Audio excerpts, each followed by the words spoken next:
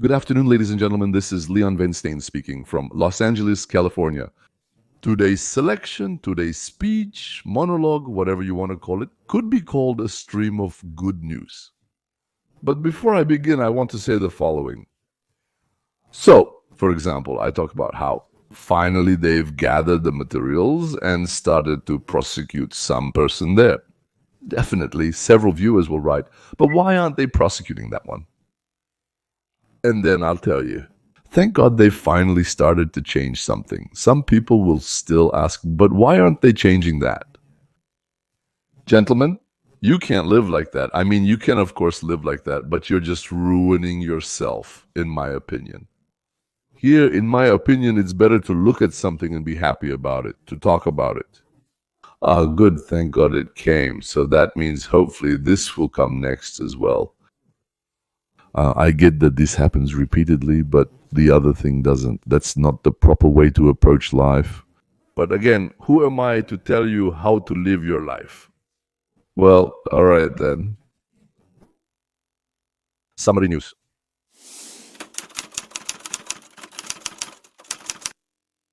Today's episode is filled with news and positive information. Every day for 3 months now, I can't shake this feeling of elation that we've managed to stay on the edge of the abyss, and now from here, there's only one way: to rise up to the stars. Today we'll talk about punishments for crimes that were committed, crimes committed by the Obama-Biden regime, and whether Russians want war. In reality, they're in a song about searching for lies and slander against Trump. Let's remember the shooting at Putin's helicopter near Kursk and about how and why Macron got slapped in the face.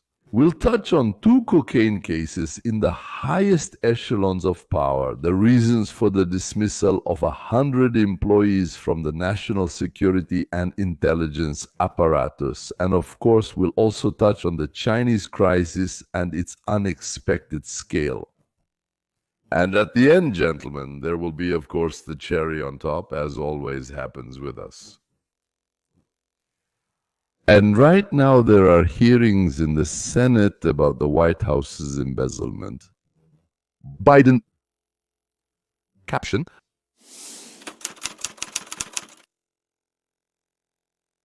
It's even scary to imagine such a thing. And drunken sailors don't squander money the way Biden's people did, with the difference being that drunken sailors waste their own. But these public servants, they covered things up, stole, squandered, and wasted. By the way, do you prefer your money to be stolen by bandits in masks or by Democrats in Congress and the White House? This is a very important question. Senator Kennedy is asking the current Secretary of Energy, that is, already Trump's appointee, about the consequences of budget misappropriation during Biden's last year, especially in the last 76 days of the administration. Why? You'll find out now. The 76-day period you're talking about is the time between President Trump's election and President Biden leaving office. That's right. That's correct. And during this seemingly short period of time, 76 days, how much taxpayer money was actually spent by the Ministry of Energy? From the Office of Credit Programs, $93 billion in loans and obligations. That's more than twice as much as in the previous 15 years. 76 days passed from the day of Trump's election to the end of Biden's term. And it bothered someone that they had $96 billion sitting in the accounts of the Ministry of Energy.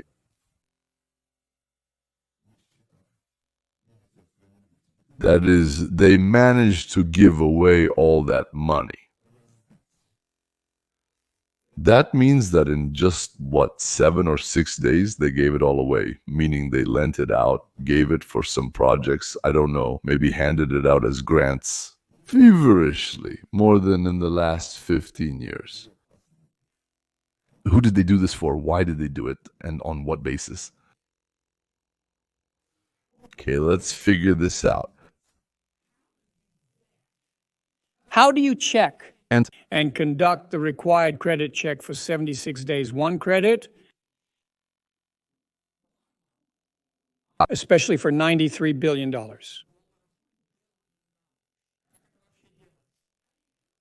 I think it's pretty obvious that in most cases they didn't do that.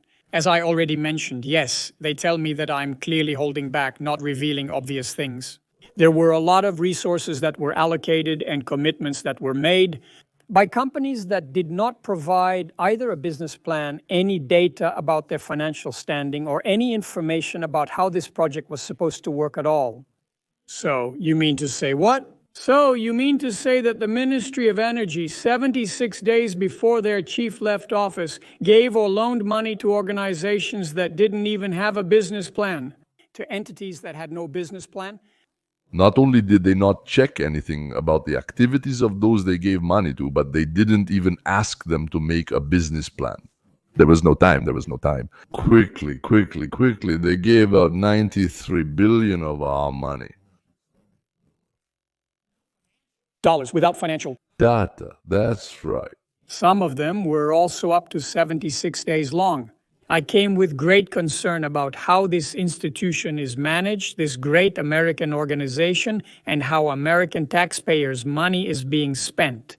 And now you're not going back to the money that has already been allocated through contracts, but you're reviewing each of these loans and grants to make sure there was no embezzlement, right?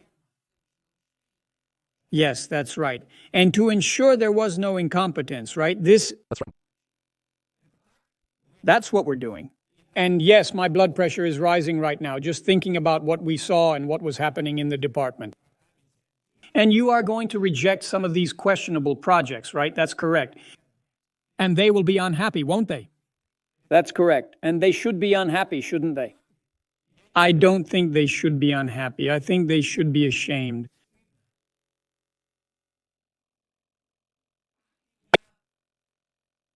I seldom struggle to find the right words. I have to say, it's rare that Senator Kennedy has nothing to say. He has the ability to find something to say in the most unexpected and difficult situations. And it's really not often that he is at a loss for words. I want to confirm I understood correctly.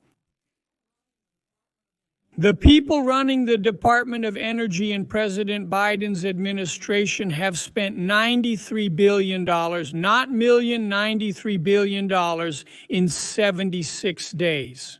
And this just happened to coincide with the period between the election of President Trump and the departure of President Biden, their boss. That's right, that's really true, and it's unpleasant. It actually undermines trust. Well, my God, listen, I hope you spend as much time as it takes to check all these projects down to the last cent. And I hope that if you find any scams, you reject them and hand the thieves over to the Ministry of Justice. We will definitely do just that. Senator, there is one more difficulty. Among these projects, there are also good companies that honestly do good work and have convincing plans. And you're trying to separate the wheat from the chaff? Yes, that's exactly what we're doing. That's our job, and we're doing it. There is a lot of chaff, you know. Let me ask you one final question. Let's return to the question about the number of your employees. Today, there were accusations that you laid off tens of thousands of employees. Is this true? As I understand it, we discussed thousands. Ultimately, our workforce will be reduced by thousands, but we are doing this gradually. Now, you have 16,000 employees, right? And you think you can manage with fewer than 16,000. That's right. What's wrong with that? I think it's just common sense in business. In the real world, businesses, they do this every day. Taxpayers deserve it. This has never happened in the federal government. I mean, it's easier to get divorced than to fire a federal employee here. Because the world isn't supposed to work that way, right? Mr. Minister, no, the world shouldn't work like that.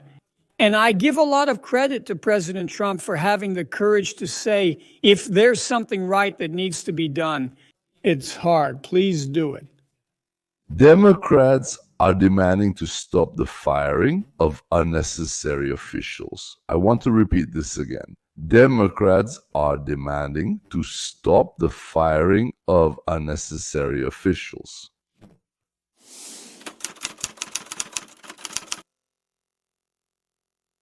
Before his flight to New Jersey, President Trump answered several questions from journalists, including about Iran and Russia and about the problems related to them.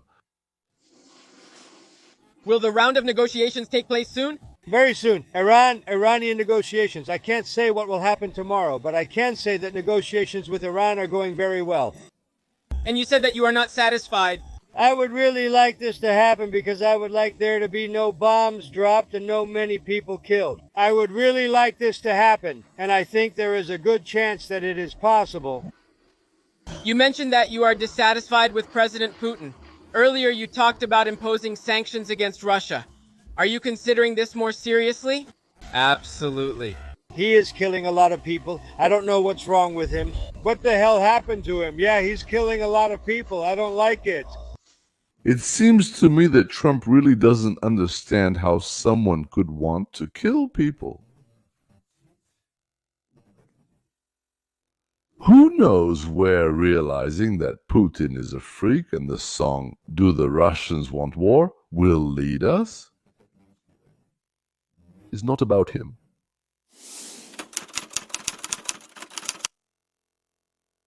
After coming to the White House, Trump started filing lawsuits for lies and slander made by journalists and many left-wing media outlets. Macron is just completely destroyed. He even calls Brigitte to come and try to save him, but it doesn't work. She also receives Trump's signature treatment, and frankly, their relationship isn't very healthy. Donald Trump. He handles both of them for a whole 30 seconds straight. By the way, this happened again. This is President-elect Donald Trump at the Notre Dame opening ceremony. He goes for the alpha handshake, and here, Brigitte Macron calls Brigitte to save him, but she refuses to let go. And, well, let's just say this is a sign of things to come. Emmanuel Macron is very nervous here in the White House. My new favorite thing is the clips with Trump and Macron. Just watching how obviously insecure he feels because of Trump's body language after Trump famously shook his hand. Here you can see that Macron is quite nervous, very, very twitchy next to Donald Trump. Oh, well. But something incredible just happened, I have to tell you. This will forever change the dynamic for Emmanuel, who was just publicly scolded by his wife. Watch more reports with Candace Owens. After their arrival in Vietnam, French President Emmanuel Macron unexpectedly receives a real and quite noticeable slap in the face from his wife Brigitte, right on live television, which surprises viewers and becomes a topic of discussion in the media. It's just madness. All the news outlets are writing about it. Boys will always be boys, says Candace. Wow. Right now in France, Brigitte Macron is trending after being caught on camera hitting Emmanuel Macron. They didn't realize that the news cameras were in view. Emmanuel Macron has been bullied by this person since school. Watch this video. Wow, look at this footage. That's something, all right? A couple of different angles here. Too compressed. Speaking of fists, this looks like a healthy dynamic. Look at this, like in the meme with Arturo, yeah, the cartoon. Look at this compressed one. Fists. Like this. It seems he just shook hands with Donald Trump, gripping so firmly his knuckles turned white. That's it. What a sick and twisted relationship. Now we'll break all of this down in detail. Here you can see it right here, as if in the palm of your hand, 2 hands to the face. How to be to the face. What kind of humiliation for France? Clearly embarrassed. If there's one thing I've learned from covering politics over the past few years, it's that cracks can turn into chasms. If they've been caught arguing in public, it means there's a lot more brewing beneath the surface that we haven't seen yet. The hosts of Vzhlyad Po-Ruski spend every day, every hour coming up with new ways to criticize Trump. That's basically their main occupation. Brigitte Macron. Brigitte is 25 years older than Emmanuel Macron. Oh my God, and oh, those sobs again, and then here they are coming out of the plane. It looks like Emmanuel Macron was about to maybe kiss her. I know, he tried to say something clearly. He tried to get too close to Brigitte. Look at this. Let's do it again. Come on. Let's get closer here. Here. So we'll get really close. Look, you shouldn't get too close to Britsit. You know what I mean? Oh, wow. Oh, wow. She just took it and pushed it away, and the reactions are just amazing. He's snorting. He's snuffling. Frightened by Trump's lawsuits, they're not joking. The management told the hosts, slow down and tone down the hatred towards our president, or we'll have to shut you down. This used to be the most popular daytime show in America, but they absolutely drowned in hatred for Trump like in vomit. They are watched nationwide. Only 2.5 million people remain.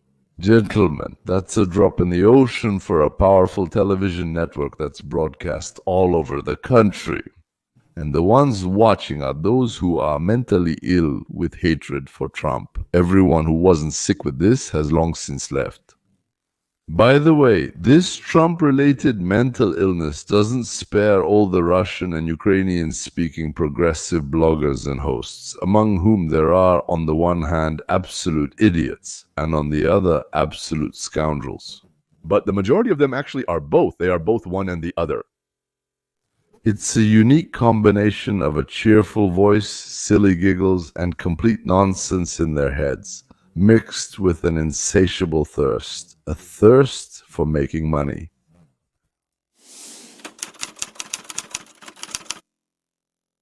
Jerusalem Post recently reported that a helicopter carrying Putin was attacked by Ukrainian drones. This happened during His Excellency's visit to Kursk. The commander of the air defense of Kursk region, Major General Yuri Dashkin, who may, by the way, be a relative or twin of Yuri Rashkin from Milovka, he reported that 46 attacking Ukrainian drones were shot down. The evil drones were defeated by fire from a helicopter and other means. I wouldn't be surprised if they show Putin leaning out of a window and shooting down drones one after another with his pistol. And Ukraine has not yet confirmed its involvement. If Russia turns out to be right, that is, if they're not lying, as they say, then it means Ukrainian intelligence has information about where and when Putin is supposed to be. And even during his unannounced, let's say, visit, like this unannounced, undisclosed visit to Kursk, they only reported it after it happened. In response, Russia, of course, sent 367 drones and missiles to Ukrainian cities, killing 12 civilians, including 3 children. The Ukrainians targeted the most precious and beloved thing in the empire, namely the life of the emperor.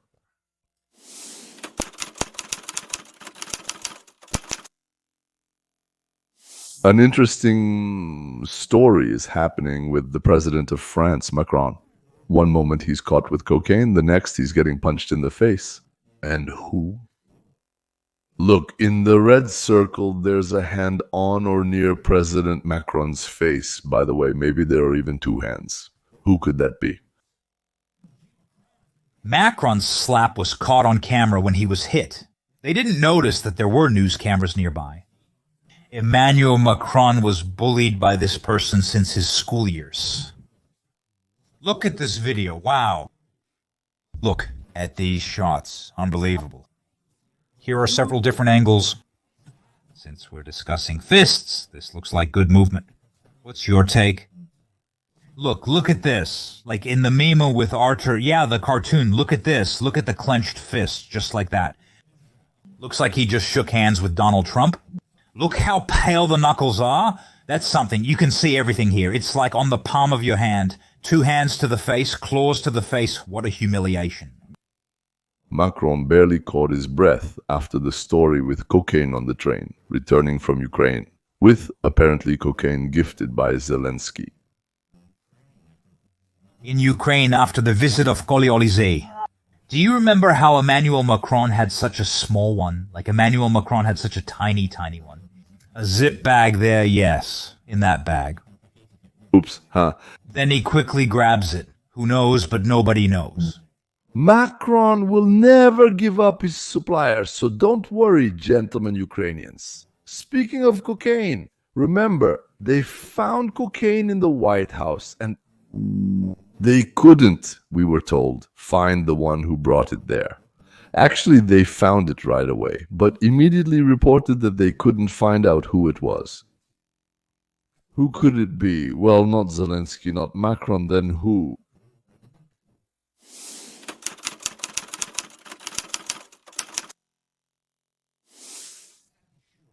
The whereabouts of Hunter Biden are uncertain, as he disappeared shortly after that. And what we managed to find inside the White House were small packets of cocaine, hidden not in one, but in several places throughout the White House. They literally hid cocaine in the bathroom. Which member of the Biden family was it? Maybe it was that guy who had cocaine in an illegal gun holster? Got the hint. As for the president's son, federal prosecutors state that traces of cocaine were found on the leather case where Hunter Biden keeps his gun. Cheryl Cassoni looked into this story. She works at and will tell us more. Cheryl. Good morning, Callenbury. The jokes turned out great, guys, Carly and Todd. Yes. So federal prosecutors state that traces of cocaine were found on the brown leather bag that Hunter Biden used to store his gun. Who could have supplied Kunter with cocaine? Or maybe it was Putin who planted it. And at the diplomatic mail, they're usually used to transporting drugs, half a kilo or two for gifts to friends. Fortunately, Found DNA inside the packets with cocaine. It could be something your nose could leave inside the packet, or your finger, or your thumb. They then decided to do nothing. It is still kept in the evidence storage rooms at Quantico in the Federal Bureau of Investigation Laboratories. It would be very interesting to revisit this question and find out whose DNA was inside the illegal substance in the White House.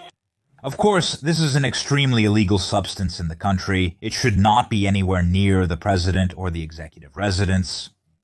Considering Joe Biden's current condition, this could actually be really dangerous. Maybe Joe Biden used it, just to get through the day.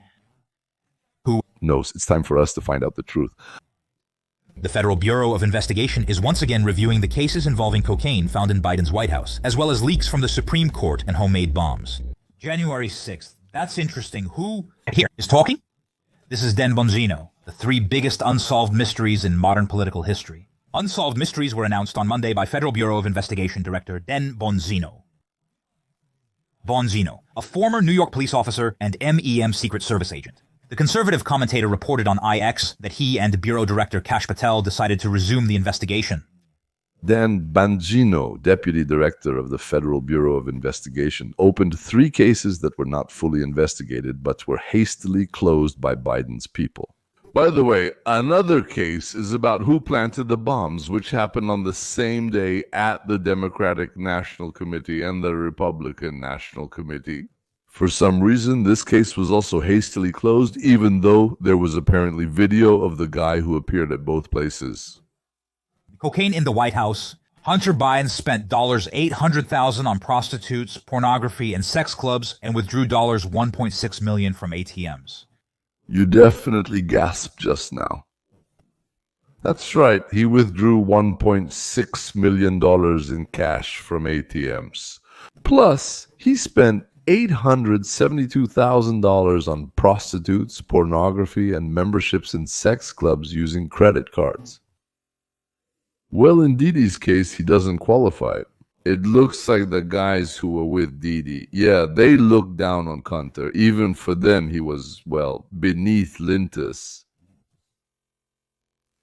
I think you might be interested to know how the investigation into the involvement of the Atlantic magazine editor in the secret negotiations of the heads of the United States security agencies ended.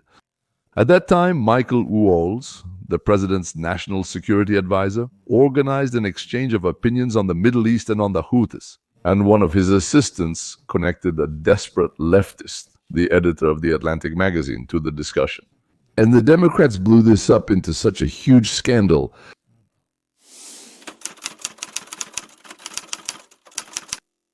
Bolza was urgently transferred to another position, and Trump handed over this department to Rubio to manage, meaning to his own people. That's what this is for, to sort things out, reorganize accordingly, and then recommend a permanent head of the department. Congresswoman Luna came to see Rubio. The girl is very Latina, I would say quite fiery. And she offered her contacts within that department, first providing 6 names of people who were sabotaging the implementation of Trump's order there. I don't know how Luna and Rubio did it. This is possible with the help of artificial intelligence, analysis, and by using it to review the correspondence and actions of all employees. But today the inspection is over. And here is its result. Trump and Rubio are firing more than 100 employees of the National Security Council, saying, "You are no longer needed here, thank you for your service, and get the hell out of here." What's interesting here is that this was followed by a kind of immune response from a significant part of the deep state, including a woman named Susan Rice, who is outraged that President Trump doesn't read the daily presidential briefings, right? The intelligence community would pass its information to the president, and this would prompt the president to take certain actions, right? That would influence the decisions made in the Oval Office and in the White House. And now Trump says, we don't trust you anymore, so I don't need to read your stupid propaganda that you're going to send me. People like Suzanne Reyes and John Brennan will no longer dictate to us what to consider reality. We don't need all that anymore. You're fired too, she said. More than 100 employees of the National Security Council have been placed on administrative leave, and the next step will be their dismissal. It is reported that more than 100 people were placed on leave on Friday. On the initiative of Trump and Rubio first, according to 2 other officials, large-scale reforms are planned, including staff reductions.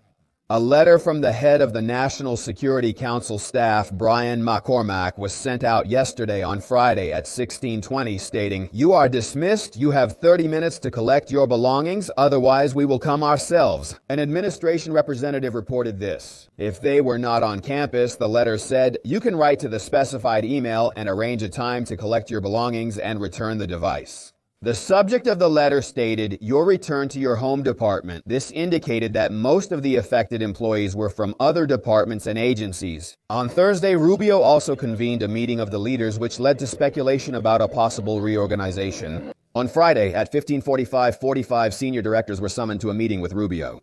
After that, a stream of letters began from departing employees with their personal contact information. Since this happened on Friday afternoon, right before a long weekend, one of the officials called it an extremely unprofessional and irresponsible act. All these representatives of the deep state from the National Security Council are having a difficult Memorial Day, but that's nothing.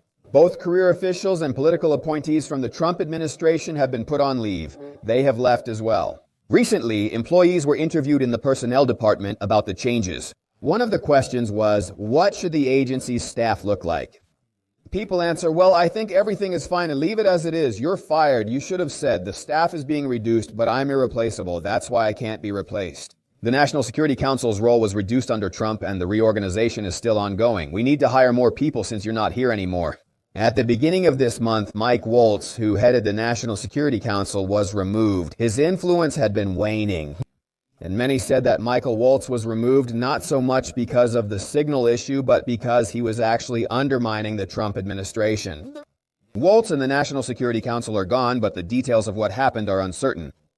Let me explain. Michael Waltz was transferred to a much less important job, but still, as they say, not to a completely insignificant one. He represents the United States in an organization called the United Nations, which I would love to see shut down. By the way, Trump also seemed to want to shut it down, and Netanyahu wouldn't resist either.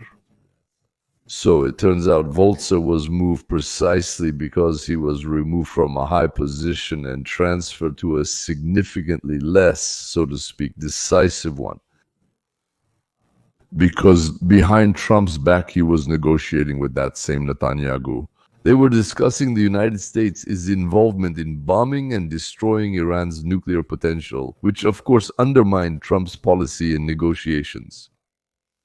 By the way, I showed you a clip from the show Trump Fired 100, hosted by Robert Gouveia.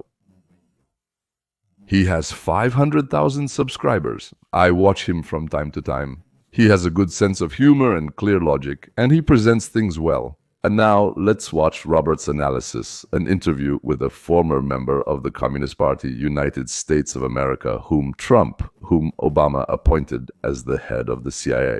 And I wasn't wrong.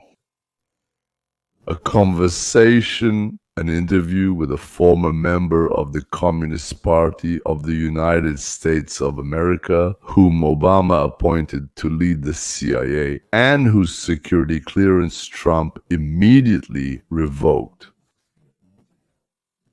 To make sure that there would be no politicization of this analysis and this intelligence information, reports indicate that the instructions from Chief of Staff Tulsi Gabbard Joe Kent were clear attempts to manipulate the analysis so that it would match the actions of the Trump administration on Venezuela. And it was precisely because these analysts resisted such interference they were fired. Brennan is a person who actively helped organize the open letter about Hunter Biden's laptop, claiming that it wasn't his, that it was Russian propaganda. Although everyone who signed that letter, there were about 60 intelligence leaders and officers, knew they were lying. So why? In order to put Biden, who was already mentally gone, into the White House. And here is an interview with Tulsi Gabbard, the current Trump-appointed Director of National Intelligence, who says that those who lied were the ones who signed that letter. And even those whom they hired and trained, so to speak, well, they clearly hired people who were close to them in spirit, probably. How can we trust them? How can we be sure that what they are told and the conclusions they draw are actually true and not just another setup?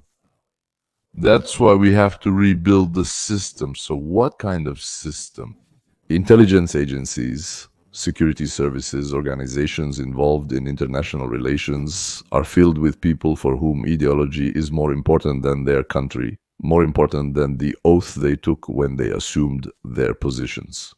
So Tulsi Gabbard, who is now the Director of National Intelligence, is asked about this, and she explains, "This time we will engage in real intelligence work. We won't gather a bunch of idiots just to have them sign a letter claiming it's the work of the Russians when that's clearly not the case. So they're either biased liars or just idiots, because everyone else knew it was a real laptop." The documents that I declassified. First of all, the strategic implementation plan, according to which the Biden administration identifies potential domestic violent extremists. It actually talks about people who are likely to be domestic violent extremists or those who might possibly resort to violence because of certain, so to speak, ideologies that they adhere to. And here there is a clear pattern. Those ideologies that they identify as potentially leading to violent actions or manifesting in violent actions. In fact, they belong to people who exercise their First Amendment right to speak out against certain policies of the Biden administration. And although some of the examples given there concern those who spoke out against mandatory vaccination or against mask mandates, parents who were concerned that their children might be forcibly vaccinated at school without the consent or knowledge of the parents. This list could go on, but it is not limited to just that.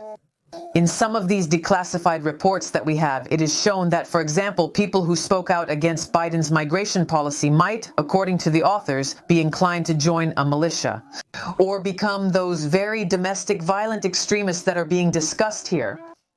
It's crucial to view this comprehensively and chronologically. The documents were released in December 2021. You remember very well, Will, that ominous speech President Biden gave in 2022 with that red background and the Marines in the background. He addressed the nation with a warning to the American people that Donald, Jen Trump, and the Make America Great Again Republicans pose a direct threat to the foundations of our republic.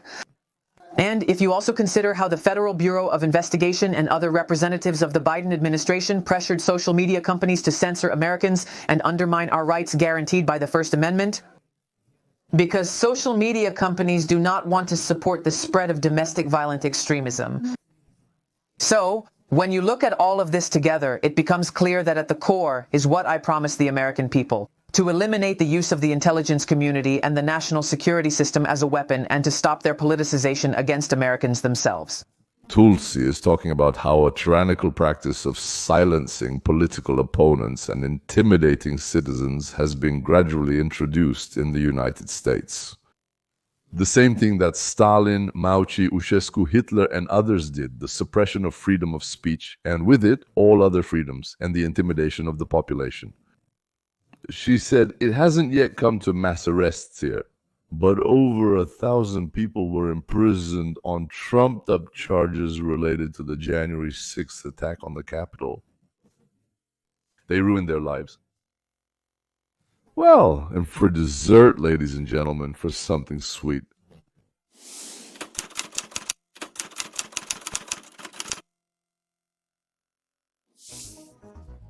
Unrest is rising in China, with fresh protests breaking out in big cities. Hundreds are assembling, shouting, "We want freedom."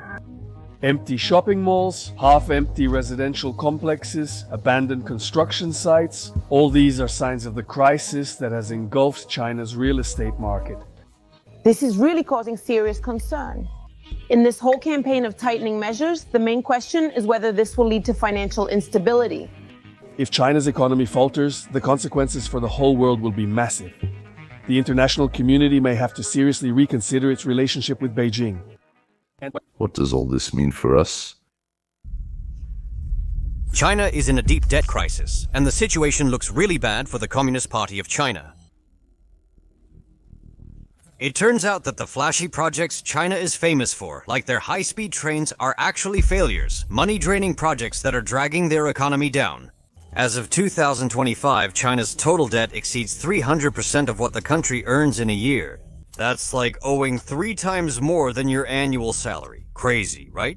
It's gotten to the point where the Chinese elite are secretly moving their money out of the country because they realize everything is about to collapse. In this video, we'll dive into the untold story of Chinese debt and figure out how it's affecting all of us right now. Russian and Ukrainian oligarchs moved money out of their respective countries. In other words, they weren't confident in the safety, stability, and reliability of keeping their money there, fearing it could be taken away if something went wrong. And Chinese oligarchs started urgently moving money out of China. In China, there is also a very serious crisis happening in the real estate market. Previously, real estate was a kind of golden ticket for China's economy. It accounted for about a quarter to a third of the country's economic growth, which is huge considering the scale of China's economy. As people flock to cities, developers rushed to construct apartments to meet the demand. Local authorities were thrilled because they were making huge amounts of money by selling land to these developers. This helped them finance things like roads and schools. Ordinary people considered buying a home a reliable way to save their money, like a kind of bank account that could grow over time. Developers took out numerous loans to continue building projects, and banks were willing to lend them the money. Because the real estate market seemed unstoppable. It seemed like everyone was winning, or at least that's what they thought. But all these loans and construction created the ground for serious problems. When developers declare default, it's like a domino effect.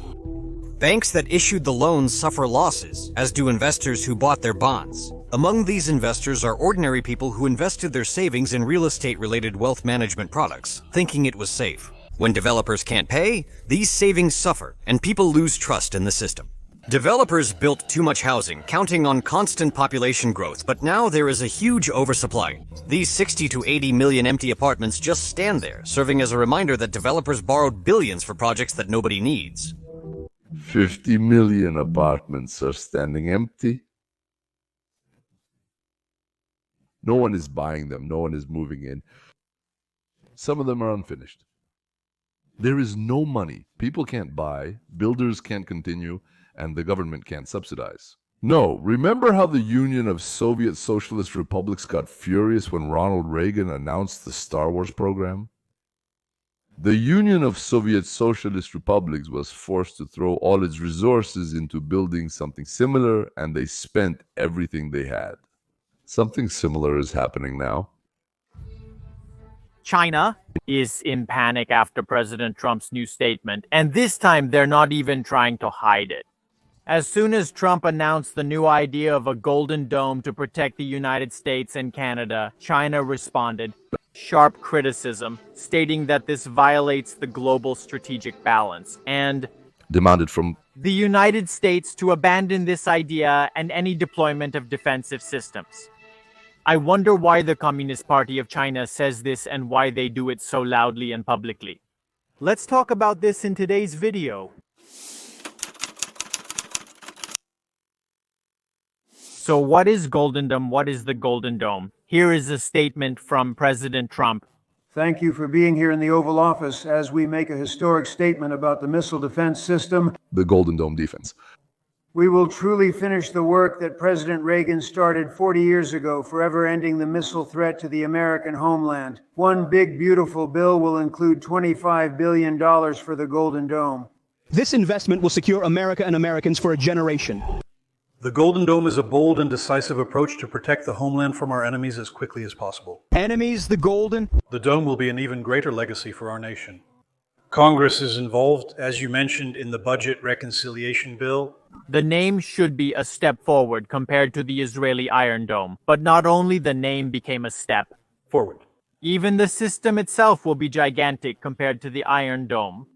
At the moment, the concept includes both ground-based and space-based capabilities which will detect and protect against missiles, destroying them before launch, intercepting them at the early stage of flight, and stopping them in the mid-course of their trajectory.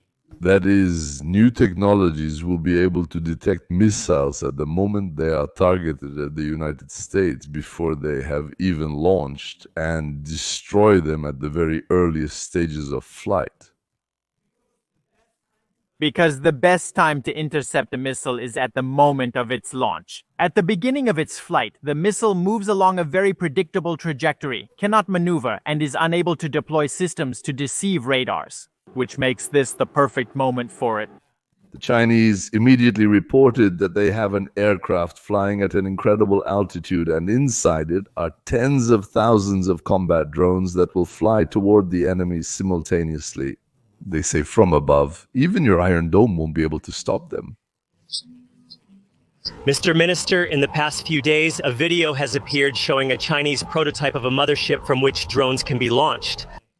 Let me clarify. The Chinese made an animation, just like Putin did when he showed a missile flying straight to Mar-a-Lago.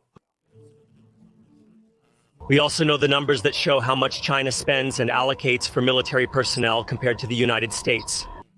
Viewers at home can see some of these statistics. We have 1.3 million active military personnel. They have 2 million. We have 219 warships. They have 234 warships. We have more deployed American nuclear weapons than they do. We've been together for many years. You mentioned the Pentagon's military exercises simulating a confrontation with China. Our task is to stay ahead, to be in front, Will. We are in no way inferior to Communist China. We create problems for them at every level. Today, I was at several meetings where different scenarios were discussed. We are fully focused on this. And of course, we are not going to reveal here what capabilities we have or do not have. And a lot becomes clear when you enter this building about how we are preparing for any possible developments that the Chinese might come up with. They have to take into account much more in their calculations what we are doing based on our technological advantages than we have to consider their actions. Now, they hope that in the future this dynamic will change, but that's our job. Part of prioritization and will shift is that it's easy to keep fighting the same fight. And we are very involved together with our allies in what is happening in Europe and the Middle East. And they tell us, well, you're ignoring this. No, that's not true. We pay a lot of attention to American interests in these regions, we really do, but we are also shifting our focus to the Indo-Pacific region in real time. You saw this during my first trip. You will see this in our budgets, in future trips, exercises, in what we discuss and talk about every day at the Pentagon. We understand the motives and capabilities of Communist China and are ensuring the creation of an army today and in the future that can deter this conflict. We do not want this conflict. This is the main difference between the United States Army and the armies of China and Russia. They like to boast about their new technological achievements because they believe they will gain a greater advantage if they can intimidate the enemy into submission. On the other hand, the United States Army prefers not to publicize any new weapons or technological achievements that we have accomplished, because we don't want to reveal this to the enemy. We would prefer to use it on the battlefield and surprise the enemy there rather than shoot a propaganda video. And that's exactly why so many people panic when the Russian or Chinese army publishes a new video about some new weapon they've developed. Because they want to achieve exactly that effect. That's the whole point. These countries are built on propaganda and they love to spread it. Let's not forget that Mao's famous phrase went like this: the Communist Party can defeat the enemy with a rifle in one hand and a propaganda brochure in the other. And that's exactly what's happening right now. The Chinese and Russians are really good at making cartoons, having stolen our equipment, and they're always telling everyone how strong and powerful they are. And we say, guys, well done. You stole our technology from the day before yesterday. Well done. And we keep quiet about what surprises we have up our sleeve. It seems to me that most of the steam from the communists and former Komsomol members just goes up in smoke. That's all for today. Until next time.